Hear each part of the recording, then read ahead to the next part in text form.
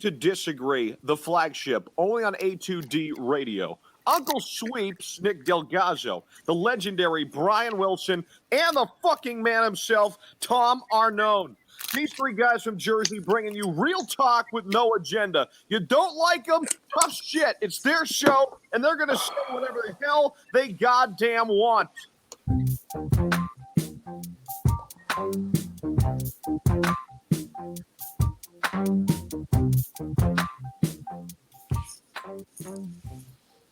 Let's go, let's go, let's go. Disagree to Disagree, only on A2D Radio. We are live from our own quarantine studios. Every Sunday, we are brought to you by our doc. Got to make him yours. That's Dr. Paul Vidal, Specialized Physical Therapy, LLC, Burlington, Cherry Hill, Princeton locations. Find them on the web, specializedphysicaltherapy.com. Tom Arnone, Nick Delgazzo, Brian Wilson, Steppy down there. And we got two special guests for your family. We got Zac Gallen, Arizona Diamondbacks, and Devin Smeltzer, Minnesota Twins. Two former South Jersey Goats, two former Eustace Goats. Roll Satyrs for the Satyrs family out there.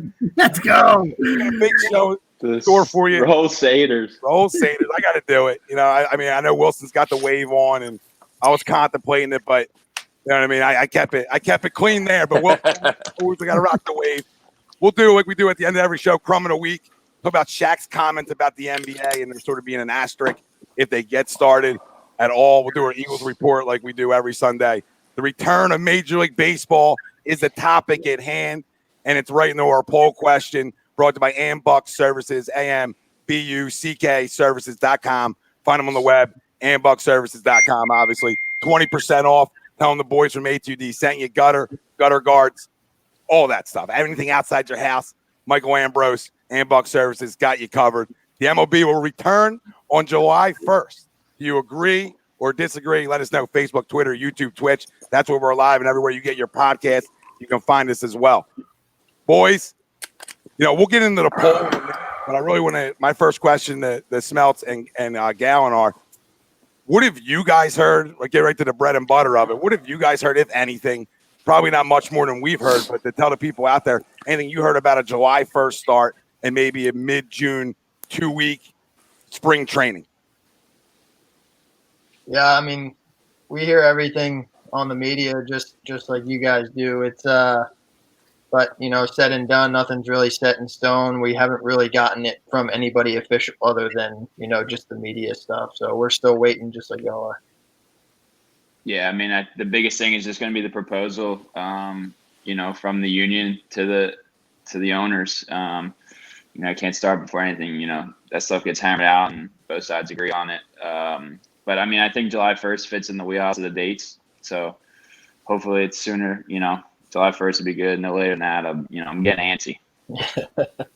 Yeah, to your point, Gals, it looks like Tuesday is that thing you're talking about, like with the players' union, not like a deadline or something. It looks like they're going to meet and talk about it and see where they got to hash out, you know, whatever works for both sides, you know. Yeah, I mean, it's a lot more complicated than, you know, the media's just putting out there. It's, you know, both sides got to agree on stuff. There's safety things, the regulations, all that stuff they got to do. So, you know, I got a good feeling the union and the owners are going to come to an agreement and hopefully get this thing rocking and rolling soon. Yeah, I was wondering, like, the best thing for you guys, you know, you hear it came out a couple weeks ago, but it was more like, you know, Major League Baseball's trying to have teams play at their home ballparks. And to me, that makes a lot more sense for everybody. Guys can be around their families. And when you're traveling, you're quarantined anyway. You know, you're probably better off in an airplane than you would be everybody jammed in a bus. You know, at least the air recycles a little bit. I mean, I don't know. I'm not a CDC official, but I would think it's a little bit better, and you guys can be around your family and still quarantine your own hotels and do that stuff all the right way. So that seems like always a better option for me. For you guys, then it would be to everybody be in two different locations, Arizona and then Florida, and roll it that way. That's sort of my second question. Any thoughts on that? Would you guys prefer? I mean, from a selfish standpoint, I live 7 minutes from my spring training facility. So, you know, I got the wife and dogs in my everyday bed here. So, I mean, that's a positive for me. But being around, like, even if the fans aren't there, being at home in Minneapolis, like, you're still going to have your fans there for your support and all that. I think that would best for everybody would be at home. Yeah, I mean, here I got the best of both worlds. We got the spring training and the stadium are all about 25 minutes apart, so it really doesn't affect me. But yeah, I mean, it's tough. That's been the one thing I've heard from the guys on the team of they don't want to be quarantined without their families. That would be tough. Going 4 months without seeing your wife, your kids, whoever it may be. I don't see that being a thing. So hopefully they can get it resolved and everyone's playing at their home ballparks, and they can kind of compromise on that. Yeah, that's sort of what I was thinking. Make it so if fans do come back, I mean, if you do get fans back, we do get fans back in September, praying for it. But if we do or don't, at least it's set up where the ability to have them and the ability to, to fill ballparks again would be better if everybody's at home. But I mean, either way, I think we all, speaking for everybody, we just want baseball back any way they want to do it. We're all on board. Absolutely. Yeah, I'm a junkie. I just want to watch, man. And I'm waiting for Sandlot games going back in a parking lot somewhere just to compete again. Absolutely. Something. I hear you. Like you said, I think it's just both sides have to just figure out what the best is for everybody. Because, like Gals was saying, that whole 4 month thing, like if you don't have your family with you, like you can deal with it, if you just have like your regular family. But guys like Trouty, Zach Wheeler that we talked about, and others throughout Major League Baseball might be having their first kid and they're just taking off. You're not going to be like, hey, sorry, see your kid in 4 months. You know what I mean? Like they're leaving for that, and then they're going to have to come back and either, be quarantined for 14 days, whatever their decision is, So it's so hairy in that sense, I think it's going to start at July 1st. I think this shit's done. I know some of you guys aren't on the same page as me, but I think this thing's over. Like maybe I'll come back in November, but I think it's about done. Sweeps, you got the next one. Yeah, no, I just, like I said, these are like two of my sons right here, so I'm all jacked up here today. I got the I was telling them before the show, I got the I'm like the mom in the stands with the dual jersey here with the we're gonna come out of the shoe with Gals right here, today, and then Smeltzer will just come out of the pen today for the just for today. I know it's the first starting. We'll ask him that. We'll ask him that a little later. But so we got the little gal man going today. To start. I love that. That's my Uncle Pete right there. That's the shirt he made. Yeah. Absolutely, dude. We rock them all over the place. Yeah. No, I just kind of want to ask those guys like we're going to keep it fun and cool. They're kind of their favorite. Maybe go back to their favorite high school moment and their favorite pro moment, even though their careers are brief so far. Yeah, my favorite high school moment, there's two that really stand out. From the team standpoint, winning the Diamond was something that can't be replicated with those guys. And from a personal standpoint, my first time back at Eastern, I hit that home run to go ahead in the fourth, and that was sick. There's a lot of blood in the water there, and playing against some buddies that I grew up with, and a lot of guys were frustrated that I left, but being able to come up for the team big there was awesome. Oh yeah, Chum was in the water for sure. There was so much junk being talked that day, man. I love that. That was a great game. Yeah, no, I'm with you. The Diamond, that was sick. Just because, we were out until the last day. Shout out to Polo 6 for blowing it at their home field. For letting us get in. Yeah, so, we snaked our way in there, went on a run. That was fun. Pseudo rivalry. Yeah. But, anytime I had to, personal, it was anytime I pitched against Paul 6 or, Gloucester Cad, like Camden Cad, like any of the, the rivals was fun, but the Diamond, that Sunday was just, an electric day.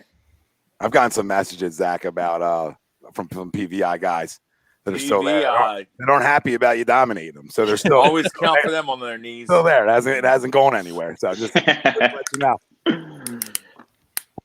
Yeah, it's not quite the Lakers Celtics rivalry. Let's put it that way. Let's put it that way. Lakers. How about from the pro side? From the pro side, clinching this year was incredible. That was something that I got to experience and, very blessed to be a part of. And we had won our game, handled our business, and then sat in the locker room for, 2 hours waiting for whoever to lose. And we got the pop bottles after that. And that was a feeling that, I hope to feel for a long time. Yeah, I'm waiting for that one. That one's coming soon. Yeah, the debut, is awesome. I grew up a Cardinals fan. Got drafted by the Cardinals, so to make it at Busch Stadium was cool. But then when I got traded to Arizona, pitching against the Phillies was cool. I had people texting me saying their families weren't happy with them. They were rooting for the Diamondbacks that night. But my favorite one, and it wasn't even me playing, it had nothing to do with me even being in the game, was the day after I made my debut. We came back to Philly, and it was Chase Utley night, and the whole stadium was packed. They showed the Chase Utley, highlight clip, and I just got chills from being in the dugout because, 23 years before that, I'm sitting on the other side of the net, and just kind of be in the dugout and see those clips growing up, and then see them again. That was my favorite moment from last year so far. Yeah, we know his connection to Smeltzer and everybody in here. Big Wilson's Twitter handle is God. Utley is God or something like that. I'm a big fan. For the both of you, everyone's seen that video, obviously. Dave Roberts, right? Who was the one that originated that? Yeah, that's a great video. I just watched that the other day. Anytime it comes up, I gotta watch it. I'm like, this is so sick. It still doesn't feel real. And, being teammates with guys that are in that club, that were in that clubhouse now with Rich Hill and Kenta Maeda and all my Dodger guys. And, it's really cool just to, have that full circle and just be able to thank him on behalf of the hospital. That whole thing started me asking the front office, look, don't want a big deal out of it. My parents have, said, remember everything he's done for you and St. Chris. And, I just wanted to say thanks. And weeks had gone by. I thought they kind of not blew it off, but things got busy. And then ended up seeing Brandon Gomes, who was our head of player development at the time. And he was like, hey, man, we're going to do that tomorrow. I'm like, okay, whatever. And I show up and there's TV cameras and they hook me up. I'm like, yo, you got to be kidding me. And went over and told the story. It was really cool. Yeah, the whole team was there. It was, like you said, just a tremendous full circle moment for you, and just not a dry eye in the audience. Great video. It's a great video, and Chase Utley, of course, fucking absolute goddamn professional stud. He's such a humble guy. He's a real person. He's, everything he's done on the field and how hard he plays. Off the field, he's an awesome leader. The few times I've met him, and easy to talk to. Just a great dude. Yeah, went about everything the right way too. Embodied Philadelphia with just the hustle. That's all we asked for. Now being great helps, right? Being great is a big benefit of that, but just the way he went about his everyday business. And we games changed a little bit, but going in the second half, breaking up double plays, just everything. Everything was full out, 110%. And I know guys don't run every ball out nowadays sometimes, but every ball was ran out. Just the little things and everything embodied, and people rallied around them. And, and to know that he's such a great guy, off the field too, that makes what he did on the field even better. Yep. Effort and passion, man. You get everyone following you with effort and passion. That's what I always joke about with Philly sports fans is, as long as you hustle, they'll put up with you having the slumps and stuff. And as long as you give it your all and you're a blue collar hard player, that's what they look for. There's no question about that. True. The biggest thing, we fall in love with, we fall in love with the weirdest things around here because it's about energy and effort. Guys that maybe aren't great that are almost icons here because they went about it the right way. We love. Greg, I know you had a question. Yeah, I just wanted to say, pre-pro. Can't hear Greg. You can't hear me? I can hear you. So go ahead. Okay. Fuck. Pre-pro, was there a game or a moment where you shoved against an opponent where you're like, all right, maybe the next level is something realistic? Yeah, for me, I pitched in the semifinal of the JUCO World Series. I came off a good season and, got the pitch on the big stage there. And, punched out 20, threw 140 pitches, refused to come out of the game, and ended up tying the JUCO record. Missed it by 1. Had the last guy. It was either 0-2 or 1-2. Threw him a back of the plate breaking ball, and he went out and fished it up to pop out to end the game. And, that game really stood out to me. And, guys that joked, like, you just made yourself some money that game and being able to step up in the big time. And, I'd always believed in myself from a young age. But, as I went through and pitched in college, pitched in the Cape and stuff, I really saw myself at the next level. I thought you were going to talk about your no-hitter in the Cape. That's what I thought you were going to bring up. No, I remember that summer hearing the rumblings that they're like, Smeltzer threw a no-hitter. Then I saw Smeltzer a couple of days later. He's like, yeah, it should have been a perfect game, but the umpire squeezed me. And I was like, oh, typical. Classic. That was the most controversial call I've ever had in my life. Yeah, because either one of you guys walk anybody, so it's very. Calvin Biggio in the 8th, 3-2 middle fastball. Umpire ball 4. Jim joiced you. Jim joiced you. The whole crowd that was there went silent. Like, you know what you just did? It was bad, but it was it was such a cool experience. That's sick. Yeah, both of you got to experience that. I mean, how awesome is it there? How awesome is it there? I mean, obviously, the best of the best. Just the area. It's just something special down there, isn't it, the Cape? Yeah, it's. I mean, I played 2 summers there in Chatham, so I'm by. I think it's the best town to play for. But the whole thing is really awesome. You run in the fans.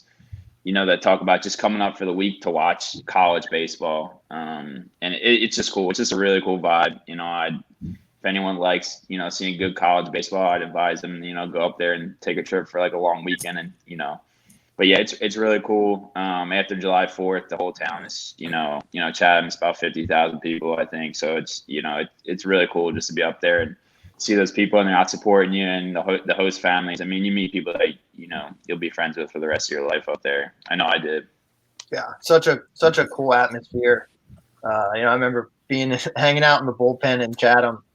It was up in the corner of the fence. We ordered a pizza and they brought it to the bullpen. But yeah, that summer was awesome. It's your true first taste of professional baseball. 99% of those guys I feel end up in pro ball at some point, and it's wood bat and highly competitive. And the craziest part about it is you're playing on the worst of the worst fields since high school that you've been on. I would have never guessed that. That's amazing. Wow. Yeah, you're just playing on high school fields. Yeah, it's your typical Babe Ruth field. My favorite part though is that you ride on school bus, yellow school buses. Yeah, that travel to the game. That's the best part. That's old school. Let's bring it back. Yeah, I thought that was awesome. See, this is fantastic. See, this is stuff you can't find on Wikipedia. See, this is why you got to tune into A2D, people. Right? We're talking about buses. Babe Ruth Field for the best of the best. See, Cape Cod League, bunch of Sterling Fields, just terrible. Cape Cod, blowing my mind. It's all about the experience for real, though. Yeah, the fields don't matter. Yep. We're fixing them fields after the game and stuff. And yeah, we're the grounds crew. Yeah, we were the grounds crew.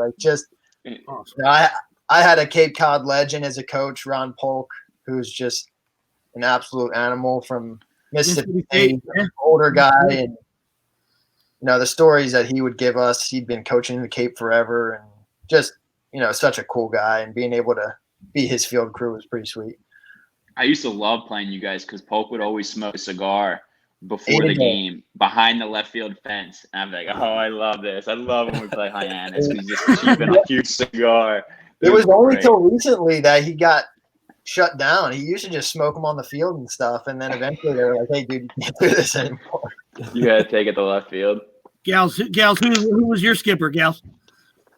John Schiffner. So, Cape League legend, all-time wins leader. Yeah, I mean, the infamous Summer Catch movie. Yeah, never paid for a meal.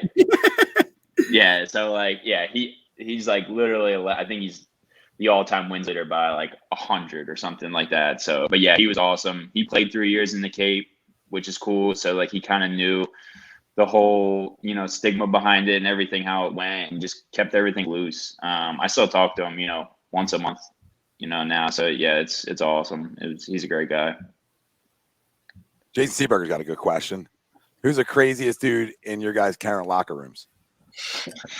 Willens Ostadio.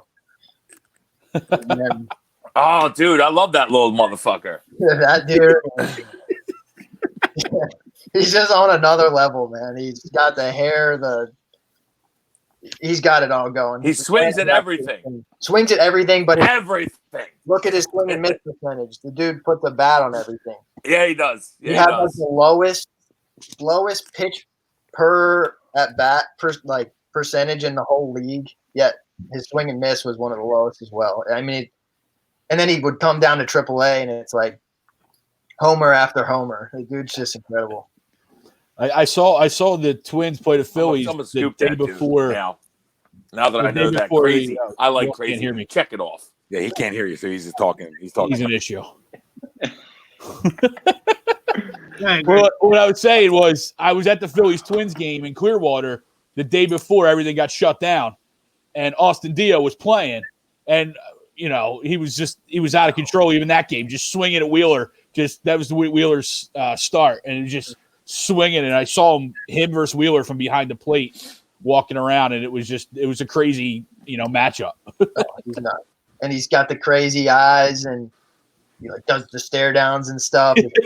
Helmet does not stay on for swings, running, nothing. It's like 2 steps out of the box, and his helmet's gone, and the hair's flowing. Yeah, I feel like every clip I see of that guy, his helmet's off. Like absolutely. after first base, it's off. I'm like, oh, smoked. It's like every time Harper rounds first on a double, that helmet's always off. Yeah, always off. Gals, even though he's got great hair, I feel like it's something you got to do. Gals, even though he's new, I guess Mad Bomb's might be that guy in your locker room, huh? No, man. I wouldn't say I don't know. He's just very. He's not stern, but like he's very disciplined. He's all business. That's what it is. We don't have anyone I think that's like crazy.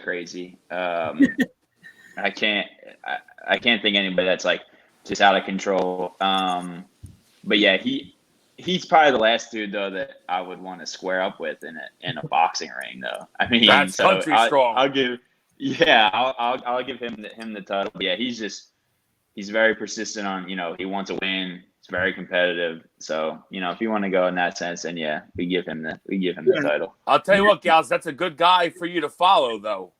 Guy's got the pedigree. Yeah, he actually shut down in the playoffs in his career.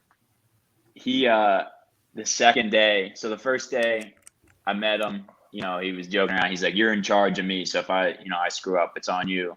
So I'm like, "All right." So the first day, we're having a, whatever. The second day, Fox Sports or somebody wants to mic me up.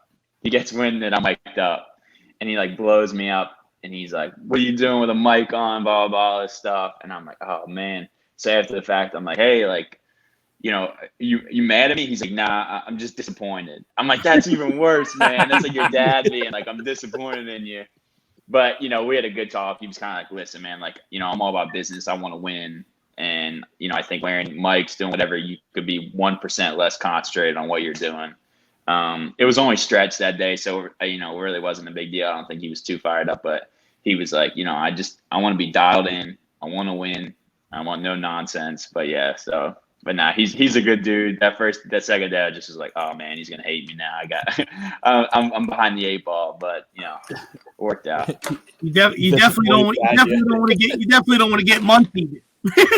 Yeah, Max was lucky that that was on the field. If he walked down an alley, Muncie ain't pointing. You ain't pointing in the bay if you're on the street, Max. so watch your tongue. Yeah, Bum's not a guy that, he's bigger in person too. I mean, he looks massive on TV, but when you see him, you're like, oh, this guy's huge. I don't know why anybody would run their trap to this guy. Yeah, that's a scary dude. I saw him in a rehab start when I was in high A, And again, the TV, it either makes I feel like it makes small guys look big and big guys look small, but you see him and it's like, oh my God. Like his back is like a big screen TV. 52-incher. Yeah. Yeah. Guys, I got another question for you for the high school guys. And I told one of the kids I would bring them up on this one too. I use this guy like Chase Conklin going to the next level, Division I, going to Richmond. And what do you say to them guys who lost their senior years, and not even them guys, the juniors, sophomores, whoever lost this year? What do you say to them to sort of tell them, baseball is not done forever, and to sort of keep their mind focused on what they can do to stay ready to go for when fall season starts, when they're going to the next level, and knowing that, hey, there's seniors coming back to college baseball. Just sort of what you would tell them is to get ready for the next level and to stay dialed in. Just control what you can. That's the biggest thing that I had to learn, I think, was, so much in baseball is out of your control. From, front offices to coaches and scholarships and all that. Like, so much of it is out of your control. But if you go in every day with a positive attitude and you put in your work, you don't take a throw for granted, you don't take a swing for granted, and you just, grind it out every day, like, things are going to fall into place to where they should. Yeah, I mean, first off, I'll give a shout out to Chase Conklin. The old winter workouts, that's my guy. But yeah, no, it's it's like anything, like Dev was saying, like, you got to control what you can control. I mean, I've never been injured, knock on wood, but I kind of I feel like it's like an injury. It's your season-ending injury. You got to come back and get back on the horse. It's just something that you're not looking forward to, but at the same time, there's still work to be done. And those guys that are going into their freshman years in college, or those guys that are coming back, it's just another opportunity to to put some more work in and maybe be ahead of the curve. So there's always positives to look at it. Wouldn't concern myself with the negatives as much. Just have have good spirits about it. Yeah, like we had our pitching coach give us a talk right before we got sent home. That was something that I kind of really took. Was he always jokes about how you can't, once the toothpaste is out of the tube, you can't put it back in. He said, for the first time and probably the only time in your career, this will be the first time that you can put some toothpaste back in and get back to work. So, take it for what it is and, get better every day. No, absolutely. I mean, like I said, everybody, the high school seniors, college seniors, you understand that year is gone. There's, this is nothing you can do. But coming from two guys that have dealt with a lot of adversity, on and off the field, two guys that are role models in that sense. Both of you guys have been traded.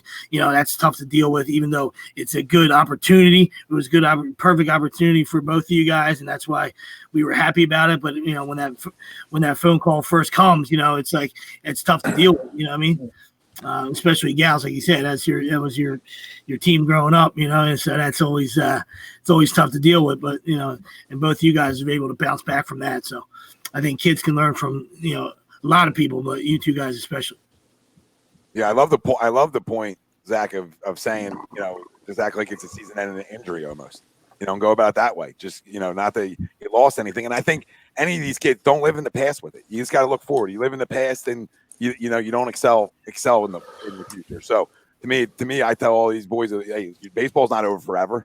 This is just a little hiccup, a speed bump, and continue to work, because it's not the end. It's not the end of it forever. It's coming back at some point. I mean, for some of these kids, maybe it's not to the fall. I don't know, but I don't have a crystal ball. But at the end of the day, it will be back. So to keep working, stay focused, and your dreams are all still there.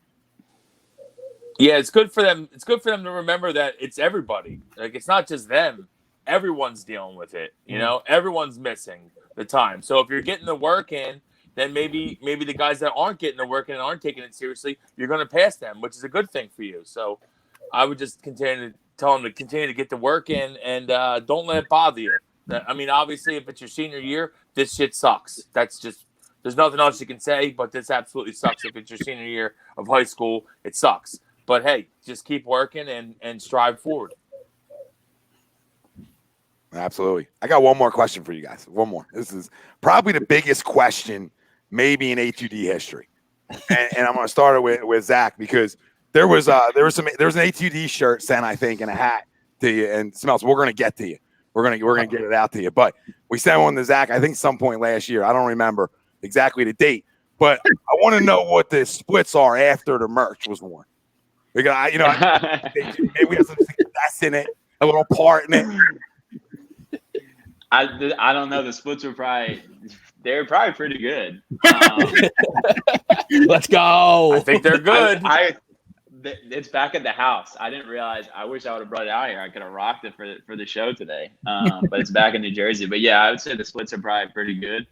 The walks were definitely down after I wore the A2D shirt. That's for sure. So, but yeah, the splits were pretty good. Through the shirt, I was yelling at you, "Pound the zone, please! Pound the zone! Pound the zone!" That's great. Yeah, no, I tried to get the picture. Sweeps was like, "Hey, get this guy," and I'm like, the language barrier between me and Cantel Marte is a little tough, to get him rocking, get him in the shirt. So we'll see what we could do this year. Maybe we'll get something working. And of course, you told us Mad Bomb's all business. So I mean, that's kind of like. Don't ask him. That's the last guy. Abort mission. Abort mission. Listen, if MLB can't mic him up, we sure as heck can't get him to wear an A2D shirt. Yeah, that's a death sentence. I'm not asking him. That's great. Devin, you heard the splits then. We got to get it out to you. All right, we'll make it work. All right, that's a rush delivery. Have it before the season starts. Smeltz, I don't know if I think it was your first career start this past year for Minnesota, but you threw a phenomenal first career start, and I was watching it. Really? Did you strike out? Oh my God! You got the MVP 3 times, I believe. Who's their center fielder 3 times, right? No, I got Lorenzo Cain 3 times. I got Kane 3 times. Yeah. Oh, that was nice. Yeah, that was nice. That game was. I joked after it how, I was more calm and weirdly less fired up for that game than the rest of the games of my career, just on the fact that I had pitched that game so many times in my head throughout my life. You pitched that Game 7 of the World Series. You pitched your debut in the backyard as a kid, and I had a damn good veteran catcher, Jason Castro, back there, who, I went into my pregame meeting. He had his notes already on me. He'd watched his video, done his homework. Like I couldn't even believe I'd done my homework. We put it together. I went out. I didn't even have to think. I threw what finger he put down and threw it where he wanted to, and it takes so much stress off you when you have a veteran catcher like that you can just trust what he puts down.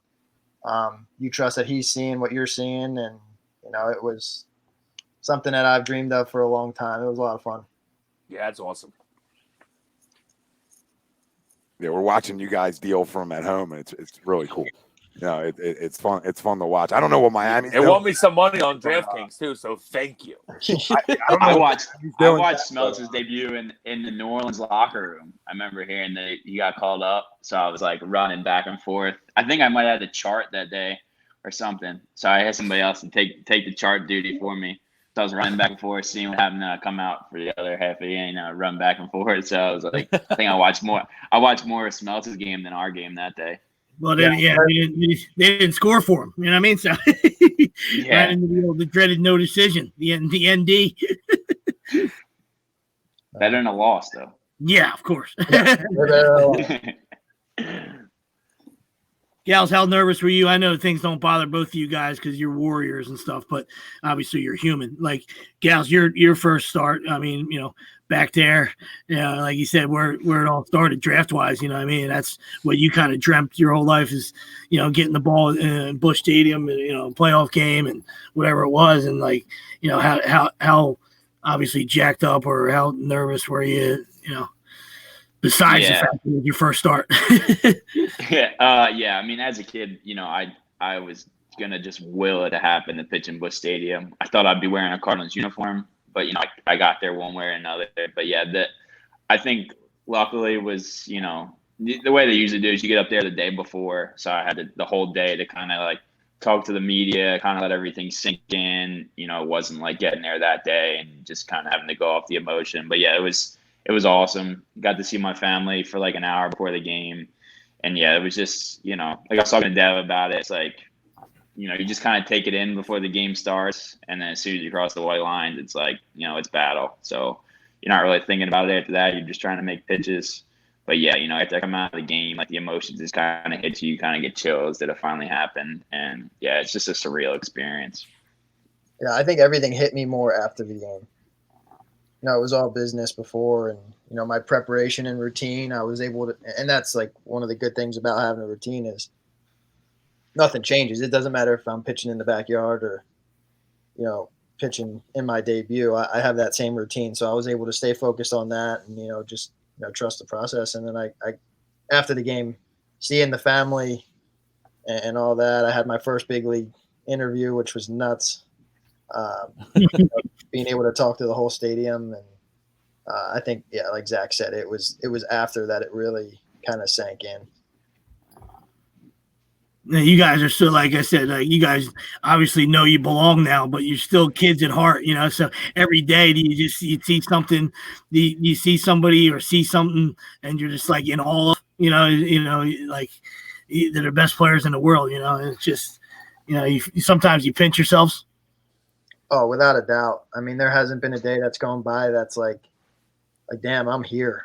Like I'm walking around the clubhouse eating lunch with Nelson Cruz. Like it's like it doesn't feel real, and I hope it never does, honestly. Yep.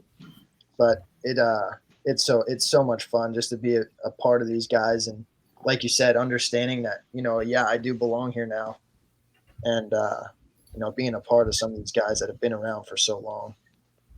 Yeah, the only way to describe it, like, it's just surreal. Like you're just rubbing elbows with, guys that have been, like, I played golf the other day with Kirby Yates. I mean, so it's just like you're in these positions that, you always dreamed you would be, like, you're hanging out with these guys, and then it finally happens, and like you're still just like, holy smokes, I just played golf like the reliever of the year last year, and all-star, and get to be around Bumgarner and these guys, Ketel Marte. You just kind of have to pinch yourself and just be like, holy smokes, I'm here. Like, it's kind of, you work for it, and but like Dev said, like, hopefully it never gets old. It's just one of those things that every day you wake up and you're like, damn, I'm lucky to do this, and you never take it for granted. Yeah, that's what I said. Like, both of you guys are like my sons, So like just watching you guys obviously is amazing. You knew it was going to happen at some point. But like for me, the biggest surreal thing is like when I get to when I text you guys when you come out of the game. So the phone's in the locker room. You might go back there, take a squirt or something, and then you're like, and then you hit me back up, and the game's still going on. I'm like, take me back, take me back. The game's going on. So it's awesome. Without a doubt. Usually I'm like, gals, why'd they take you out? They're babying you. Stop.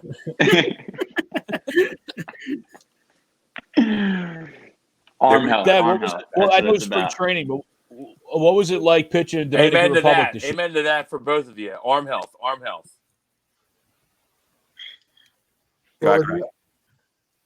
Sorry, Dad, I know it was spring training, but what was it like pitching in Dominican Republic this year? Oh. What was that atmosphere like? Away from the results, it was awesome. Being able to go to another country. And you come up through the minors, and like Zach will attest to this. When you start out in the lower levels, you're the minority. It's a lot more of the Latin guys, and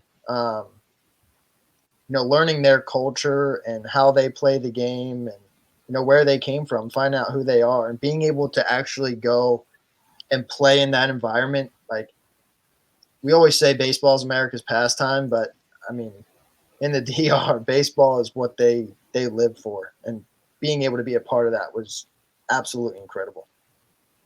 Yeah, absolutely. You go to the DR just to travel, and you bring up baseball to anybody there, like anybody that works at the resorts. It's all it's all they have, and it's their way out for a lot of these kids. And you see videos of, what's the kid hitting off a tie, like he was hitting off something made up, like a made up tee. And you see some like the work ethics that these kids have to go through to get out. They can not get out of there, but to live out their dream and get out of there in a way.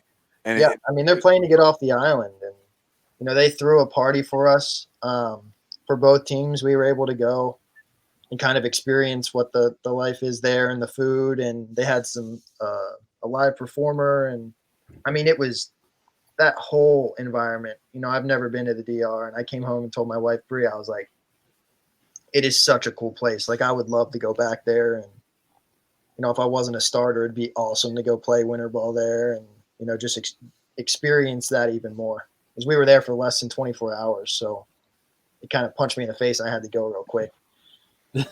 Yeah, it's just so pure. Like you said, it's just so pure. And like, we talk about, like you said, the island, like that's why, 99% of them, or maybe 100% of them, are free swingers, because, that old saying, you can't walk off the island. You know what I mean? So it's like, they were taught at a young age, like, hey, don't get cheated. All right. Green, green, green, green. Let's go. Green light all time, and, when I do my infield camps, I told, we always, how we take for granted gloves in America. You know what I mean? Like I tell our young infielders, we don't know how to use our gloves. Forget about being a good infielder and learning how to actually, we don't know how to use our gloves. Right? They got milk cartons. A lot of them got milk cartons over there. All right. So you develop those soft hands, and then you put a glove on there, and they're just like, it's the greatest thing in the world. Where, a lot of our guys are like, it's just another $300 piece of leather, Watching, Yeah. Especially watching BP. I think that was one of the coolest parts being there was, Nelson Cruz and Miguel Sano coming home to hit BP. I mean, every time the ball went in the air, the place absolutely erupted. And it was like just so cool. And they ended up both homering in the game. And just, they're celebrities here. They're celebrities, in the Twin Cities. And you put them there, and they are like, it's bigger than like the president walking through watching these guys come home. Absolutely. Awesome. Yeah, I'm jealous of that. We were supposed to play the Padres in Mexico City, I think. Or something. We were supposed to play in Mexico, and guys had played there before, and international kind of event said it's awesome.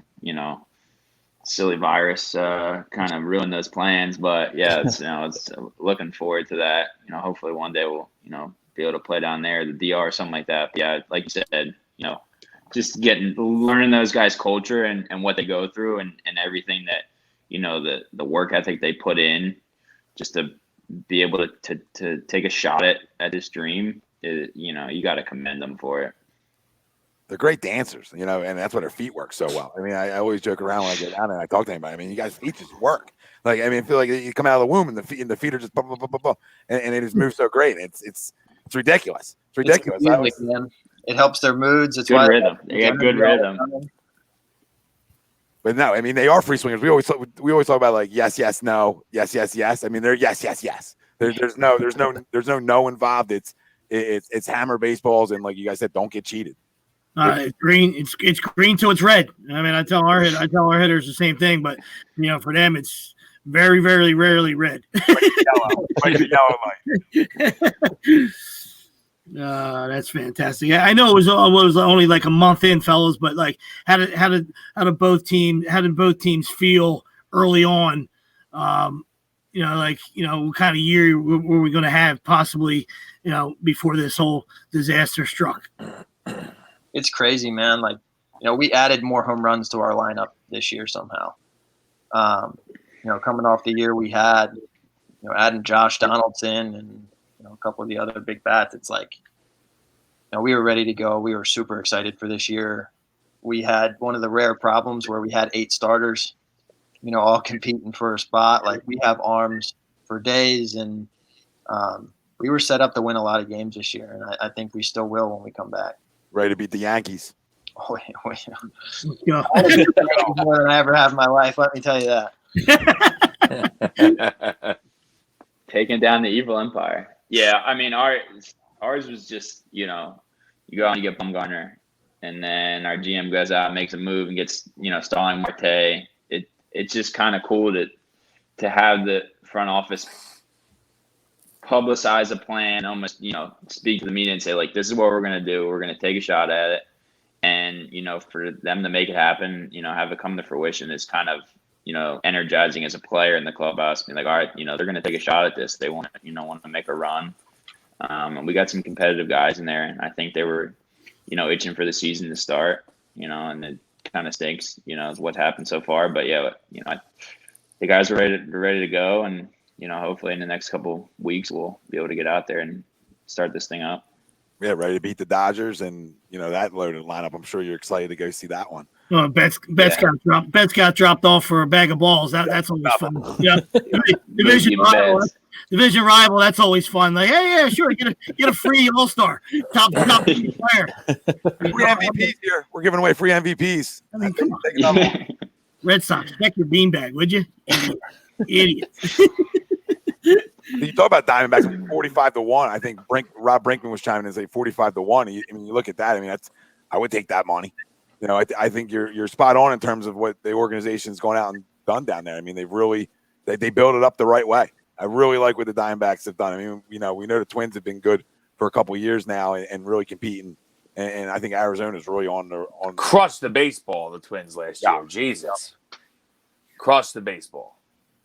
Oh yeah, I think it'd be awesome to see Zach in the playoffs. I mean, talk about full circle. That's what movies are made up of right there. Yeah. We almost lined up in Miami, though. I know. I missed it bad off of you by one day. I was supposed to. that would have been unreal. Option. I was pissed. Yeah, that would have like a pinch hit. Should have thrown you in for a pinch hit. Gal's more exciting. Your first win or your first knock? It was a laser up the middle. Now we're going nuts. I got the first hit before I got my first win. I know. So I guess the win, I was searching for that. But yeah, it was my buddy Stott, who's the coach at Charlotte. He's always trying to give me hitting tips, and I'm like, how many hits you got in the big league? You want to keep giving me hit tips? I'm always razzing about that. But not getting the hit out of the way was good, so it wasn't hanging over my head. Yeah. That's great. That is awesome. I like the move for Starling Marte also for the D-backs. That's a good move. He's a good player. I think he kind of fell out of favor when he tested, for the HGH or whatever for the steroids with Pittsburgh, but he's a damn good player and he's still pretty damn young. Yeah, he's young. I think he's like 26 or something like that. He's a good player. I didn't really get to see much of him. Like I said, camp kind of got cut short, but everything I've seen on highlights, he's a stud, man. So it'll be good to have him roaming around center field, tracking down balls. Who's your toughest out so far, fellas? In your youngest career, who's the guy that comes walking up and you're just like, goodness gracious. I think I know Smeltz's answer because I got a voodoo doll at home and I've been punching him around for you. Don't worry about that. I'll put the horns on Frankie. I'll put the horns on Frankie for you. I know that might be your answer, but and here's the thing, I love facing him. Just the pure competitor in me. I love facing him just because he gives me such a struggle. But it seemed like every time I got called up last year, it's like, all right, I'm going to Cleveland. I got the ball. And I think however many innings I had last year, I had to have had, 75% of them against Cleveland. But yeah, that man, it seemed like if he put it in play, it was over the fence. But yeah, dude can hit. He's always smiling, so it makes it more frustrating. But dude's a baller. It was definitely fun. I'm excited to get back after him. I'll tell you that. And absolutely, he's for sure my toughest out. Yeah. Get that change up down, would you? A lot of learning experiences. I'll tell you that. Gals, my Anthony Rendon, without a doubt. Ooh. I mean, the way I describe the people is that one, he doesn't strike out, so like you're not really going to strike him out.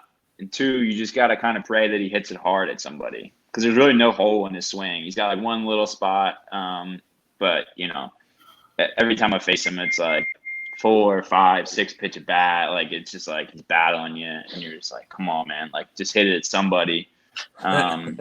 But yeah, so that's the toughest guy I've had to face, I think, so far. Yelich and Bellinger, they're up there. Those are good outs, but Rendon, I mean, that he's otherworldly. Well, for the Philly fans out here, which there's tons of them, what's it like facing Harper? Facing Harper, it's good. I was joking with my agent, because same agent, so I was just joking around, saying, "Hey man, you think Bryce will share a little bit of 330 with me?" But yeah, then after I faced him, my agent was like, yeah, I don't think he's going to share that 330 with you after the way you treated him tonight. But yeah, it's cool. I mean, you're facing a guy that you've seen since, he was 16 on the cover of ESPN or Sports Illustrated, whatever it was. And, it's another surreal experience. You're stepping in the box against Bryce Harper. You just got to go in there and make pitches.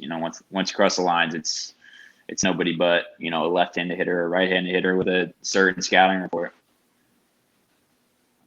Really, that's the biggest thing that, that I don't people understand, and you two guys can speak on it real briefly, is like, everybody in the big leagues is good. I understand there's, Hall of Famers and there's greats and there's guys that we talk about are just tough outs, but you got to make your pitches to everybody. You can get lucky and, throw one, leave one in the middle and they pop it up and you're like, all right, I dodged one there. But for the most part, you always got to execute your pitches. Yeah, without a doubt. We get our scouting report, like Zach said, and, everybody has their holes, and, you try matching up with the biggest margin for error and throw your best up there and, tunnel and all that kind of stuff. But, yeah, they still miss. They're big leaguers. They still miss, but they miss a lot less than the other guys. So your mistakes have to be a lot less as well.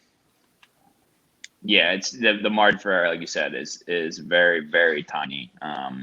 Rarely you're going to get a guy to miss, like Harper, like Trout, like Rendon. They're not going to miss, multiple at bats or even multiple pitches. It's going to be one pitch, and you better buckle down and make a better pitch. Yeah, that's the thing. I think that's the separator.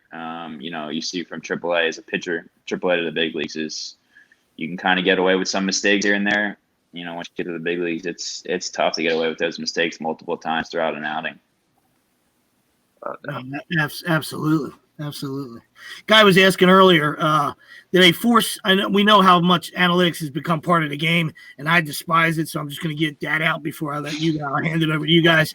As an old school dinosaur guy, I can't with it. It drives me crazy. But did they force it down your throats, or is it just something like a buffet where they say, you can have a little taste of this here, a taste of that, or they just say, hey, listen, this is the way we do it. We're an organization. We're nerds, and we want nerd talk. All right, but go ahead. For me, I don't think I'd be in the big leagues if it wasn't for it. I'd still be trying to throw the two-seam down and away. Which, as I came up, I learned that that's not who I am, even though that's what got me through high school and college, was that two-seam down and away, breaking ball back foot. With the pitch reading technology, I learned that my fastball needs to be four seams up in the zone. And I don't think you would have ever convinced me that without the data behind it. Again, there's a bazillion different stats out there for everything. I think the Twins do a really good job of giving you what you need and taking that to use, because you can get down that rabbit hole and really lose your shit trying to figure out, what actually is meaningful to you more than just, the guy behind the computer. They use everything, but there's, a handful of things that, we need to get through a lineup. No, that's awesome. Without having a 100-mile-an-hour fastball. Yeah, absolutely. That's great to hear. Like, they're giving you what you need and not overwhelming players with the data. I think that's, if they're doing it a smart way like that, it makes a lot more sense, because outsiders, we think they're just overwhelming guys with data, like Sweep said, and shoving it down your throat. Or they say, Kapler isn't their manager. You got to remember we that. know this. We don't have time. Cap's my boy, man. I love Cap. I love Cap. You Phillies fans, give him a hard rep.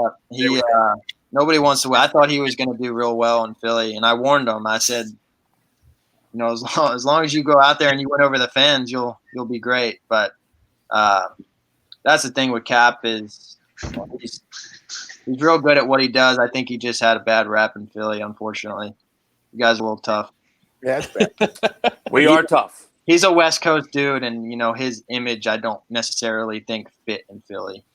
Yeah, I agree. I think some of the things, like he said, this didn't translate to even some players. But I think he can get back. Listen, it's his first job. You can grow. I hope he doesn't grow, because I hate the Giants. But for the D-backs' sake, I hope not. Yeah.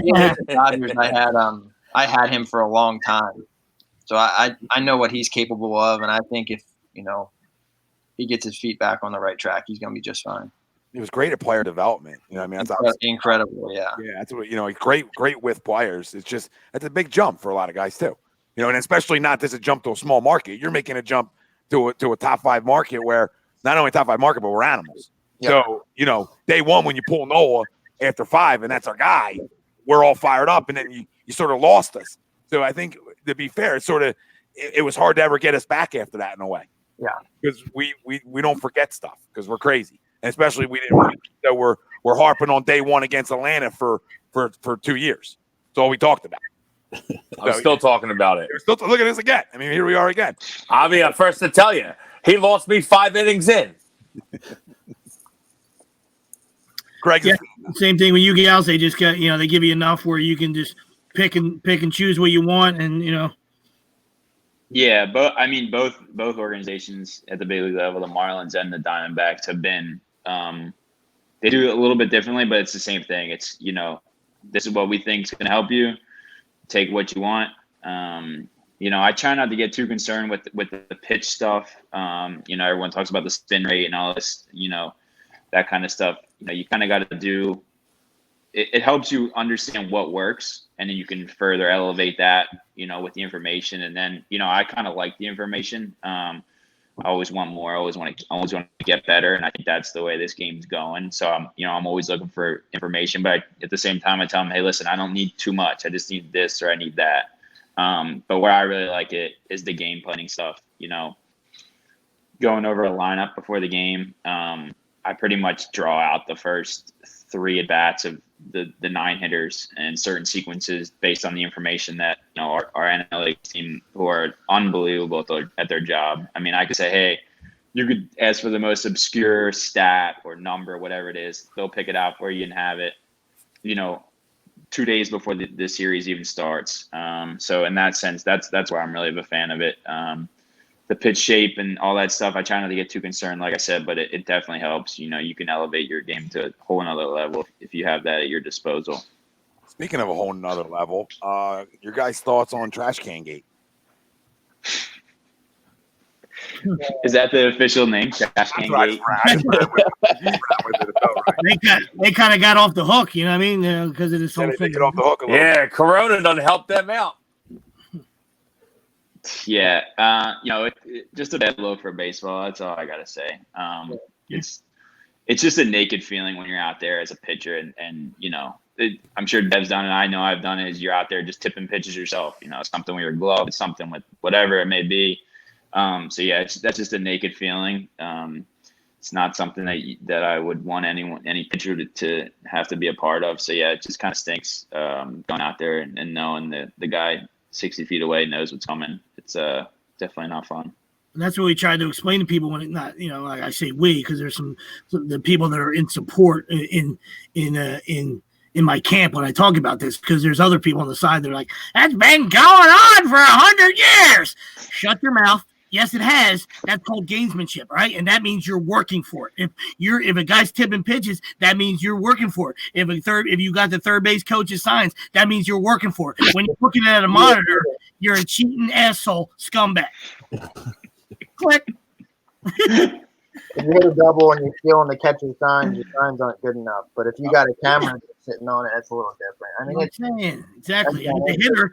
I never wanted to know. Like when my teammates got the second, they say, I got it. I said, I don't want to know, because the first time you mess up, I'm going to grab you by the throat. I'm good on my own. I'll fail on my own. Thanks. It's just that because you're taking away, it took away from some great hitters in that lineup. It takes away what you think about them, as a fan, because you're talking about Altuve's a great hitter. We know this, and you don't want to give all success. Yeah, they're stacked with studs. It's that's sort of sad where it sort of puts that that asterisk next to them guys that are MVP type players, and just their whole run. For me, it's a little tougher to swallow being a pitcher, just because you see some guys that careers might be over because of it. They might have been on a tough streak. Finally getting their confidence back. We're really dotting up that day, and it seemed like they knew what was coming. And I mean, Zach will attest to this. There's days when you have your nastiest stuff and you're locating extremely well. It just seems like they know what's coming. So, it takes a toll on you mentally. And if there was a guy going through some shit, that's going to be real tough to bounce back from. If they get a shot again. Yeah, I had 2 instances actually this year. Once against Minnesota, and that wasn't as bad. I think I was tipping fastball, curveball, but then when we went to Milwaukee, when I got traded like a couple weeks after, I mean, I was tipping every pitch that was coming, and I mean, you're making pitches, and it's like, dude, how's he spitting on that? How's he taking that pitch? Like that's it's one of the better pitches I've thrown in the day, and then you go back and you see it, and it's like, no, they knew it was coming. So yeah, it's just not a fun feeling. That's you and me. I mean, there's one of the top pitchers in baseball right now, Garrett Cole, who is doing it. And in the playoffs last year, where we all go through it, and knowing what's coming makes the best pitchers even look pretty bad. So it's just tough. It's a tough conversation, tough situation. Yep. You got to move on and learn from it, make sure it doesn't happen again. Well, like I said, a couple more things, fellas. I know, you guys, we appreciate you. We could probably be here all day, but you definitely want to get to a few things. Georgie West, ex-college teammate of mine. What's up, Georgie? A little shout out. You just kind of know what you guys have been doing to stay sharp during this whole thing, and I've seen Smeltz doing some cleaning jerks. But what else you guys been doing baseball-wise to stay in shape? Being in Florida, I'm pretty lucky. Things are a little different there. I mean, the restaurants were shut down, but for the most part, we weren't like completely locked down. So I'm still able to work out. I had Bree stand in for like 8 at-bats the other day. No, she's a tough out. She's a tough out. Yeah, she's a tough out. She's funny. She goes, yeah, no, I kind of just recognized it. I guess just because I only watched you pitch. I'm like, great. So my wife was recognizing all the pitches I'm throwing. I kept throwing her a curveball. Like, they were good that day. She's like, yeah, I see it, man. I just didn't swing at it. And I'm like, my God. Like, this is you take a curveball. I said, I'm in big trouble here. Back-foot slider. She was having no parts of that. Yeah. Can I get a bad swing for just to pump me up a little bit here? Let's go. That was fun. She's been asking me to do that for the 8 years we've been together. I never wanted to do it in the off season because I'm not necessarily as sharp and locked in. And I mean, I'm at that point I was 6 starts in. So I was like, you may never have an opportunity to do this again. So go ahead, get in there, and it was fun. Gals, what have you been up to, brother? So the complex was open a little bit longer here. I think just because it was our home state, but probably in the middle of March, maybe towards the end, they shut it down. So I borrowed a weight vest and a kettlebell from the stadium. So I do my little garage workouts, and then we just go and play catch at the park. Probably get on the mound, early sometime this week and get it going. We just kind of were, it was more like an idling phase, not anything too crazy. You don't want to go outrageous and risk injury. So we just kind of kept it where it was at, and just trying to stay moving around as best we can. I listen to the body. Yeah, kind of teaming on that. Once we get the go ahead that you guys report back, how long do you two kind of need to get up to potentially starting the season? What's your time frame? I made the decision early that I was going to keep myself around 3 weeks from 100 pitches. Just on the fact that I'm worried more about future than right now. I wanted to keep generally a workload that my body's used to, and I throw a scripted 4 or 5 innings a week and keep it there. And so I won't need too long. I've been right around 70 pitches just about the whole time. And everybody's different. Like Zach said, they were, he was more in an idle phase, where, like guys like me, and I know Odorizzi and a couple other guys that I've been talking to, we felt better body wise to, stay on a normal path that we would normally be. Yeah. It'll be judging off of, how these first couple of bullpens go, but I don't think it'll be too crazy, too long to get back to where I was. body and the arm still feels good. It'll just be the adjustment of just getting back on the mound and getting on that slope. But I don't think it'll be, too long. I'm hoping spring training will probably be about 3 weeks, and then give us enough time for guys to be good with 4 or 5 innings. But the tough part is you really don't know what's going to happen. You don't know what they're going to come down with, so it's just kind of staying ready, and just being ready to go. Would an increased roster size shorten that up for you guys? Like if you knew that other pitchers for the bullpen potentially, would that shorten your time frame or? I think the expanded roster would just really take care of the fact of no off days and be able to play more games a week. Like I touched on earlier, we have a lot of starters, so it would be, I think, a better situation for me to, have a role as a starter maybe, or a long guy, just, being able to stay filled up and ready to go. Yeah, I mean, as a competitor, you're going to want to be out there as long as you can. As a starter, you get to pitch once every 5 games, so it's like I want to go out there and make the most of it. Get out there and fire as many bullets as possible. So, arm health, they're probably going to, rein some guys back, just because it's a stop and start type of deal. But yeah, as a competitor, you just want to be out there. And like Dev said, I think it's going to help more on those, potential double headers, those, no off days, stuff like that. So we'll see. Devin, wanted to ask you about your charity. It's down the bottom for everybody to see here. Wardrobe change. The wardrobe change. Just tell everybody about it and all the good stuff. Yeah. As the platform started to grow, I've been able to, touch a lot more people, reach a lot more families. And I wanted to do something. I've done strikeout campaigns in the past and kind of wanted to put some of my face to it. I raised money for Katie's Crusaders out of St. Christopher's Hospital in Philly. She was a girl who passed away right before I was diagnosed. Her legacy was to help and give back. And when she passed away, her parents wanted to carry that on. I love what they do. They give money right to the family. It doesn't go to the hospital where you necessarily don't always see where it goes. Or same thing with cancer research. Like don't necessarily always know where it goes. I personally like, the charities that I've been raising money for. Barbara's Friends now down in Florida, and then Page Crusaders. Mortgage payments, gas.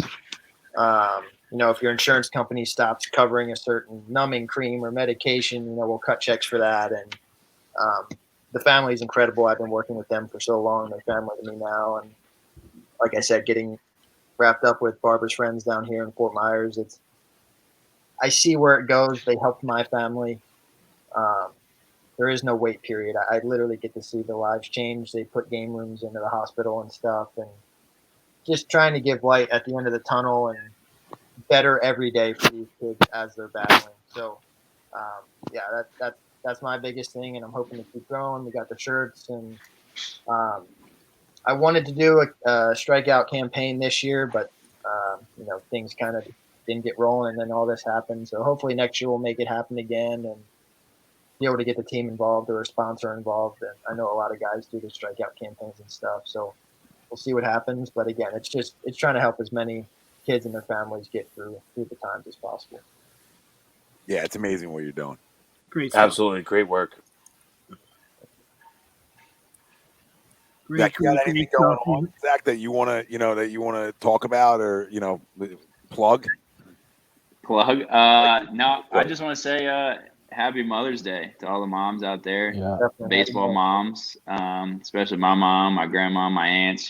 I was talking to them today. They had the old social distancing Mother's Day kind of thing in my grandma's house. So, I just want to give a shout out to them and all the moms out there, especially those moms that have become, stay-at-home school moms now. So I'm sure that's kind of been tough. So, we're thinking about you guys, and happy Mother's Day. Absolutely, happy Mother's Day. Yeah, double dipping. Got moms double dipping now. Teachers and moms at the same time, and jobs. Crazy times. Yeah, it's impressive. I can't thank you guys enough for jumping on with us. And listen, an hour, hour 10? It's amazing. But I truly appreciate it. I know all the other guys do, and keep working. Yeah, thank you guys. Listen to the brighter, younger arms in baseball right now. Both of you guys got bright futures. Continue to work, continue to grind, and keep shoving it. Thank you. Thanks for having me. Appreciate it. Thanks, guys. Yeah, we'll be rooting for you. I know we got a relationship, but these are two not only on the field, but these are two of the finest young men you ever run into. So, the baseball is just doesn't define them. It's what they do now, but it's baseball is bigger for them than off the field. Everything they do as they who they are as people is way bigger than baseball. So, love you too, cats. Appreciate you. Love you, Sweeps. Thanks, guys. Appreciate you guys. Thanks a lot, guys. Appreciate your time. Good luck this year, right? Keep grinding. Yes, sir. See y'all. Let's go. Big years this year. Sorry, everybody. That was. Oh, that came up hot on her face, didn't it? Right there. Where Greg? I leave Greg out. Greg's a pitcher too now. I felt special. Now I can hear Greg. What the fuck? Where are you going? So listen, that was Zac Gallen, Devin Smeltzer on with us and spent a lot of time, and we truly appreciate it. I can't say it enough.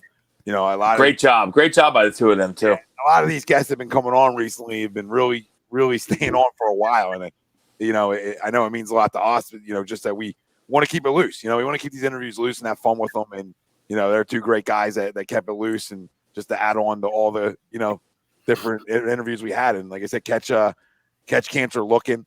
Is Devin Smeltzer. Yeah, go buy a shirt, man. Go buy a shirt. Support it. Listen, go to the right cause. Great. We talk about charities. It's so important to know where it goes. He spoke about that, the importance of knowing where the money goes. And it goes. And if you don't know Devin's story, you should check it out. Definitely check it out. It's really incredible. Google's a fun place. You can find a lot of information out. And new technology, Google. We recommend you doing that, and we recommend you buying a T-shirt. All right? Because hopefully Zach and Devin have great years this year. I think they're both, like we said, poised, young stud arms, poised to maybe both break out and have huge years. So, yeah, I got Smeltz on my roster. That was a fast hour and 10 right there. I mean, it's yeah. Whew. Yeah, and listen, both it wasn't a lie. Both are promising young arms. Oh no, it's no lie at all. No. Right for both of them. I mean, I almost got a chance to see Zach pitch in Arizona. We were going to go out. We were going to go out again last year, but we ended up not going. So against the Phillies, we ended up not making that trip. But hopefully, like you said, Smeltz touched on it. They had 8 possible starters. You know what I mean? So there was a log jam there. He possibly might have to come out of the pen, to start things off and see what happens. Everybody stays healthy and everybody's performing, then they'll have another good year. But he'll do whatever he's got to do because he's just a great teammate, and we know where Gals is at. If he's there, it's also probably why he stayed ready too. Yeah. So he wasn't on the he's not ready yet. He needs another start. Nope, I'm firing up, ready to go. Give me the ball. Yeah, listen, it's hard not to put a lefty like that in your rotation. It's hard not to. I know they're loaded up with arms, and either way, there's a place. I could see him be their fifth though for sure. What'd you say, Wells? I could see him being their fifth for sure though, like out the gate. Yeah. I really can. Either way, I think he threw the ball really well last year when he pitched for the Twins, and it seems like that they really like him.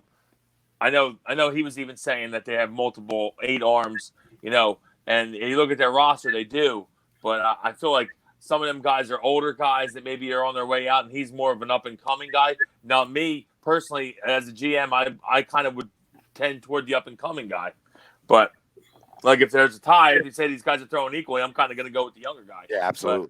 Absolutely. And then you look at what Arizona's done.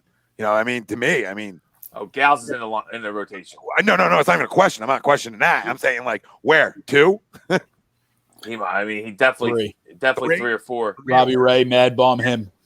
Yeah, 3 or 4. I like him better than Robbie Ray, but maybe 2 because it's lefty. Lefty.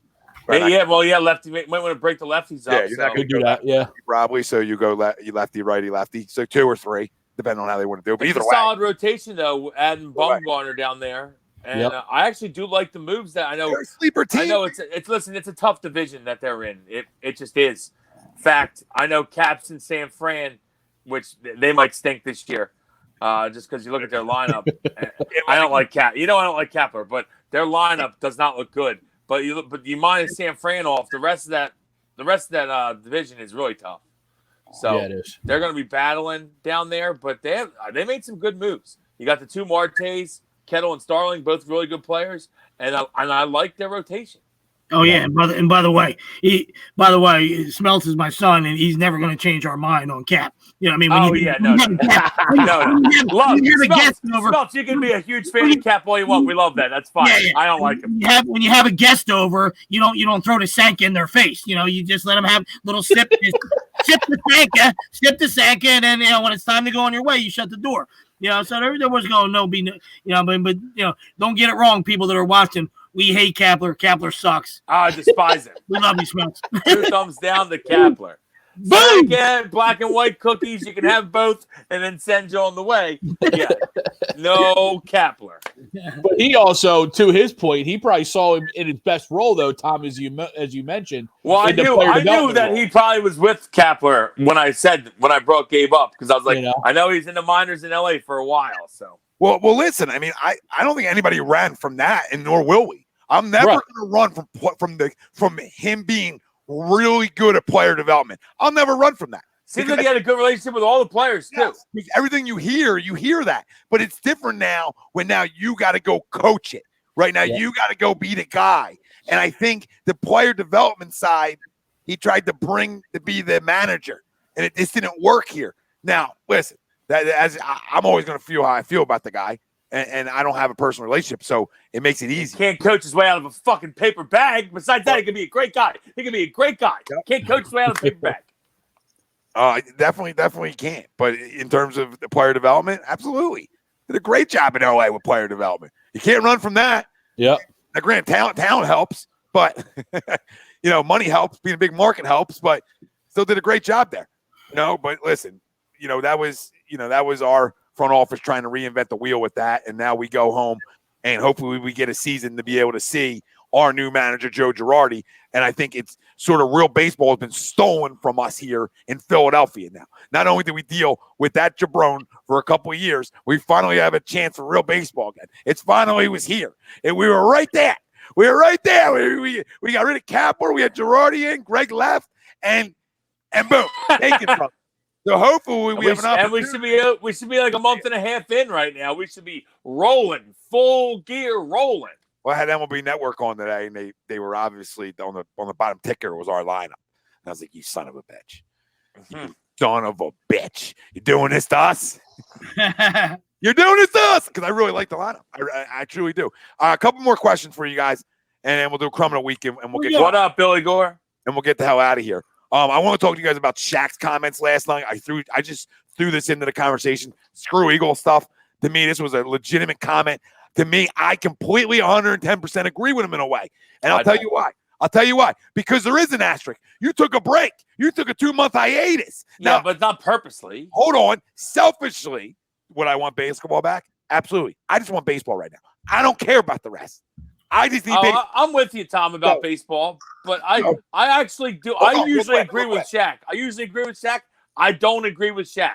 I knew you weren't going to, but this is what I want to say to you, though. So I want to say to you. They all had the same break. It's not like certain guys had a break. It's all the same. So it shouldn't be an asterisk. It's all the same. Now, I understand it's a little weird. It's a little strange. Give a recap what he said. Well, he said it. He said, listen, I think he said they should cancel the season. He said there's no point coming back this late. It's going on too long.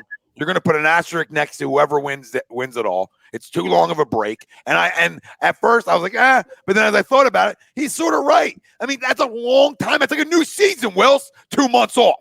It's okay, but everyone's had it though. So stay in shape, get a couple weeks, and you're going. Listen, but you don't put an asterisk next to it. I mean, no, you either cancel the season or if you're going to come back and play, then you come back and play and you try to be champion. If they come back and play, they come back and play. I'm on board for them coming back and play. That's not what I'm saying. But I sort of agree that it's such a long break. It changes what was going on in that season a little bit. It changes it. You had the Milwaukee Bucks that were well, yeah, it could help the Sixers. Yes. Personally, I like them coming back. But if I'm a Bucks fan or I'm one of them teams that were rolling and hot, Bucks and Lakers fans aren't happy. Or a Flyers fan, yeah, not happy. So in terms of that, I understand what Shaq's saying. Now, selfishly, I want a season. But as long as I have baseball every night, I don't need it. I can wait till October. I can. If they came back, Sixers win it all. You don't want that asterisk. So no, I don't want the asterisk. I'm just saying I sort of agree with them that maybe just shut it down. Maybe just start over. They ain't shutting shit down, dude. Listen, I'm not saying they all are. I'm just saying it's coming back. I sort of agree with them with the basketball, but they're coming back. I hope they do selfishly. Ben Simmons is healthy. Giddy up. Let's go. Joe's been working. Yeah, could help the Sixers. I'm ready for Broad and Shaq. I'm switching over. I'm switching it up. I'm coming with you. I'm coming with you to Broad. Screw the asterisk. Screw it all. Let's go. We were all going to Broad asterisk or not. Let's be real. Shaq can put whatever the hell he wants on stuff. We're gonna be partying. I love Shaq. I just think that he's not right in this case. Hold on. We got numbers. Oh, never mind. It was just a video clip. I thought Ralphie really dropped in sweats after the A2D gear. I was like, you look that up? That's phenomenal. What worked? Do we have Elias working for us? It was just a clip. Yeah, Elias. Oh no, he threw the ball great last year. Period. So his splits are probably pretty good. He pitched great in the second half too. I know that. He threw the ball great last year. He did. Yeah, I knew he threw the ball great. Summertime. So woo, that was fun though. That was fun. Them guys were great. That was a blast. Yeah, answering every question. I think a great job out of them too. And I didn't expect anything less. A couple South Jersey studs. You know, I'm not a big Eustace guy, but I tipped the cap. You know about his shirt. I watched him play. I watched him pitch a couple times. I think it was the Ralph Shaw final, back-to-back years. Mike Kelly's still not happy. Yeah, they won them games. Mike Kelly texted me. That's the one. That was one of the Zach comments. Because he said, this is my effing field after he beat him. I said, that's a sweep type player, baby. That's a wave type player. How do you not like that? I love that. You kidding me? And I'll show you the text. It was exactly like that's a sweep type guy right there. Love it. Really? I love it. That's an Audubon type guy too. You know, and that's a Jersey type guy. That's what I love. You know, this is mine. You're coming into my area, and I'm going to dominate you. So that's the Shaq comments. You know, they are what they are. You know, crumb of the week. You guys got one. I mean, I obviously, you know, I always have something. There's always somebody that bothers me. Always somebody out there. Well, mine's more the. These are my guys. Okay. What we learned through this quarantine is a couple things. Everybody thinks they can do this. Now, everybody and their mother that talked any bit of sports in their life thinks they can do what we're doing. That's what I've learned a little bit. I've watched some jabronis, some guys I wouldn't talk sports out at a bar with. I'd rather talk sports with my wife who doesn't watch sports. You understand? So some of these guys think they can do what we're doing, and I'm watching them. And I'm watching the copycat league, which I'm a fan of, right? I mean, you talk about all sports are copycat leagues. I'm watching it happen in front of my eyes. And you know what I'm doing? And I'm thinking to myself, they're never going to beat us. You're too late to the game now. You know, everybody's podcasting nowadays.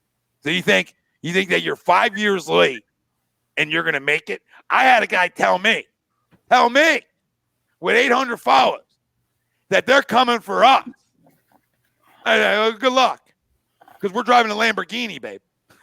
I don't know what you're chasing us with, but it ain't a Lambo. You're in a VW bus. So back up. You know, VW bus. I've had guys say this to me, and I'm like, man, you don't know the work that's put in from everybody, not just from me. 8 years ago. I'm talking about consistency of guys coming on all the time. You could have talked to us 8 years ago, maybe you have a chance, but you know, we've been doing this for 8 years. Monet Davis was striking people out. We were doing shows. Yep. Yeah, she's going to be a college freshman, maybe, I think, right?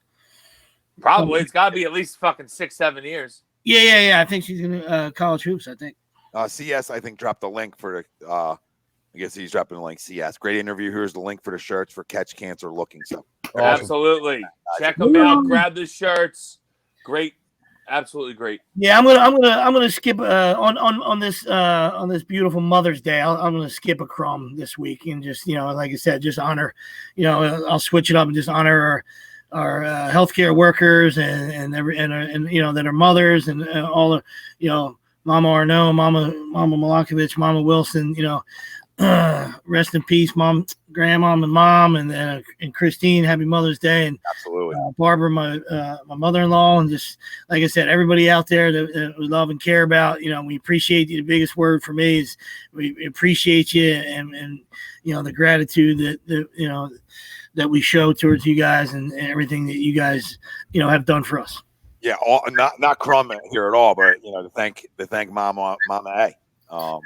Really, because I'm not doing this. I'm not doing any of the things I love without her support through my entire life. And I think a lot of us and all of us can speak to that at home. But the stuff she's done for me, and the support and the backing, and the always believing, there's no words for it. Hell of a bus driver too. But for her to know that I know, you know what I mean? It's really for her to know that I know, right? Absolutely. They're extensions of who we are, and that's why like I said, I like to use that word appreciate. You know what I mean? Like Granny Rose and my mom, rest in, just absolute warriors. You know what I mean? And then savages, and the apple fell right by the tree. I had obvious opportunities. Now I'm dealing with it with Bianca. Who's got it? Who's got it? Lock, stock, and barrel, gentlemen. I love it. Yeah, Chris. I got some messages about Chris Arnone today. The best bus driver ever. There's been some best in the biz. That's where it started. It started with his mom driving a bus. Best in the biz. So we appreciate you, Zach Burr. Appreciate you, brother. Yeah, absolutely, brother. And happy birthday. Yeah, happy Mother's Day to everyone out there, all the moms out there that join in to us, and just all the moms throughout the globe. I know you're probably all great women. My mother is the best, but you're probably second place, all of you. Real quick, I wanted to say one more thing because Mother's Day. We didn't get a chance to. We weren't gonna say this, but Sweeps, thanks for getting them two boys on with us. Yeah, thanks, Sweeps. And we all know deep down who's coming. So if you build it, they will come, and we know what's next up on the buffet table. Don't put that kind of pressure on the kid. I'm kidding. Relax. You can't even get a spot. What are you talking about? I mean, I can't get Flacco because you made fun of him for 5 years. I'm in football, baby. I'm open. How's that making fun of? Check your pulse. You said you're too slow. Are we playing sports and patty cake? Are we playing football at the time? I'm jumping. That about me when I was 18. Grow up. I'm jumping hoops, but they're just they got flames on them. I'm jumping through hoops here, but they got flames on. We gotta keep our composure. Oh my God, James! Yes, Greg. You don't got You couldn't hear him all day. For the fish. You don't got the bobber on the. I had to try to watch Greg to see if his mouth was moving because I couldn't hear him fucking talk. Every time. Today, we're all missing sports, and in honor of Mother's Day, a little pink bat. Busted out the pink bat today, right here. A little pink bat for our moms out there. Wristbands and bats that we missed seeing today on our TV screens. Should be watching Bryce go upper deck today. Right now, Greg, would you relax? All right. Steppy, would you relax? We're okay with that. Take your hand off your joystick. Take your hand off your joystick, would you please? Both hands up, Greg. Hands where we can see them. Supposed to be playing in Virginia right now. Supposed to be playing in a perfect game in Virginia right now with the little guys. That's where I'm supposed to be this weekend. Just realized. Yesterday would have been a Diamond Classic game. Just like I said, just semis, right? Sweeps. Continued punches right in our dicks. We're all dealing with it at every level. One more thing. So Tuesday, 2 p.m. right here. Like, subscribe, follow. You know the deal. Vince Papali will be on with us. So another interview Tuesday. Invincible talk, and we're going to talk some Eagles and just some football. And listen, it's going to be so much fun to have these guys on. And he's a great dude. His son graduated from Eustace. Great dude. We got Eustace connections all over. Roll Sabres, baby. And as we're rolling out, and I think you guys can speak to this as well. I never thought, 5 years ago, starting this up and having this idea that we'd be talking to pros, man, and former pros over the last few weeks. The list goes on some pros. It's cool when you step back and think about it, right? You step back and think of Adam Carrickers, Vaughn Hebrons, Alger Buckley, whatever. Other guys have had pros on it. I think it's really cool, and the time these guys have given us is I don't have the words for it. It's remarkable. Yeah, very thankful for You that. expect 10 minutes. I don't expect you to give me 20. I expect you to give me 10 minutes. These guys are giving hours. So I can't thank guys enough. I really, truly can't. And we're going to get Smelts out some gear so them splits continue to be phenomenal. And we'll keep rolling, boys. But guys, awesome show. Phenomenal. Yes. We got to thank our doc. Make him yours. We're going to have him on soon. You know, love the doc doing remote services right now. And they are allowed to be open in a way. So you can find more information out about it. SpecializedPhysicalTherapy.com is where you can find it. Burlington, Cherry Hill, Princeton location. That's Dr. Paul Vidal, the GOAT, the best in the business. SpecializedPhysicalTherapy.com. And my boy, listen, Michael Ambrose, 20% off. 20% off. You tell them the boys A2D saying. And Buck Services, gutters, gutter guards. Anything outside your house, they do it all. I'm telling you, go check out the website, AMBUCKservices.com. Michael Ambrose, telling the boys from A2D sent you 20% off. All the moms out there, happy Mother's Day to you all. Happy Mother's Day. We love you. And for the deadbeat moms that the dads are doing all the work, happy Mother's Day to you. Enjoy your day with To the dads that are moms out there, happy Mother's Day to you. Yep. Absolutely. Whether you know it's because you're a single parent or you're a tranny, either one. Oh my God. Wow. That took a twist. Yep. Wow. I saw that coming. Sorry. Listen, I hope everybody enjoyed the interview. You guys can go back on all our platforms. It stays up. You can rewatch it. And anywhere you get your podcast, we're there as well. Like, subscribe, spread the news. A2D here, and we ain't going nowhere. For Tom Arnone, Nick Delgazzo, Greg Rocket, Brian Wilson, can't thank enough Zac Gallen, Devin Smeltzer for coming on with us. The family out there joining us. Absolutely. No more shirts. Everybody enjoy their dinners. And Monday, tomorrow night, I believe 7 p.m., you got the Sports Hounds on. They got another guest. Hold on, let me get this right. Former Washington Capital, and you guys will definitely know this name. Let me pull it up one sec. It is Dennis Maruk. Had 60 and 50 goal seasons, several 30 goal seasons with the Capitals, had 357 lifetime goals. So real good player coming on again with the Sports Hounds tomorrow night with Rob and Brad. So make sure you check the Hounds out. And then Tuesday we have Vince Papali. So Interview City, we out. Hey, great work, gentlemen. All right, see you.